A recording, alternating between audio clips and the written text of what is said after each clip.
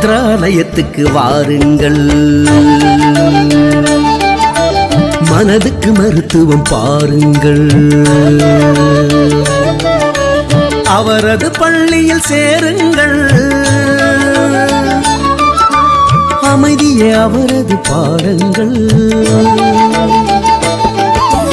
ராகவேந்திரர் பூமிக்கு வந்து புவனகிரியிலே பூத்து நின்றார்.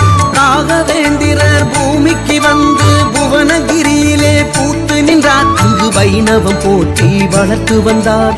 தஞ்சையில் துறவரம் ஏற்றுக்கொண்டார். உயிரை மாஞ்சாலி மண்ணுக்கு எடுத்து சென்றார்.